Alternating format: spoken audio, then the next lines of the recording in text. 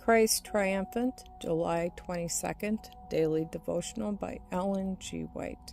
Our influence is a power for good or for evil. And they that be wise shall shine as the brightness of the firmament, and they that turn many to righteousness as the stars forever and ever. Daniel chapter 12, verse 3.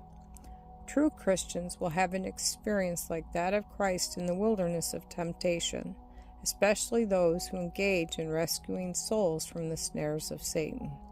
They will meet the assaults of the enemy of all righteousness, and as Christ overcame, so may they overcome through his grace. Christians should not feel that they are abandoned of God because they are subject to sore temptations. If they remain unshaken by the temptations, Satan will leave them, and angels will minister to them as they did to Jesus.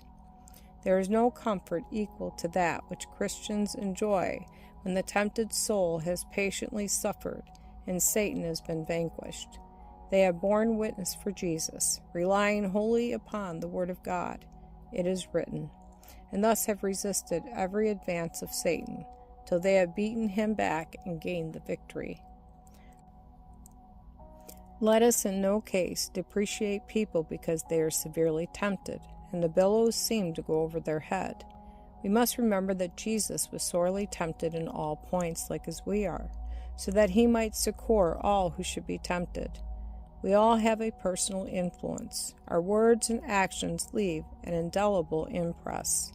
It is our duty to live, not for self, but for the good of others, to be controlled not by feelings, but by principle.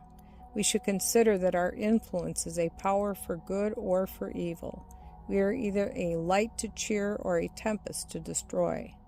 The law of God requires that we love one another as we love ourselves. Then every power and action of the mind must be put forth to that end, to do the greatest amount of good. How pleasing to the giver for us to hold the royal gifts of the soul, so that they shall tell with power upon others. They are the connecting link between God and humans, and reveal the Spirit of Christ and the attributes of heaven. The power of holiness, seen but not boasted of, speaks more eloquently than the most able sermons. It speaks of God and opens to men and women their duty more powerfully than mere words can do.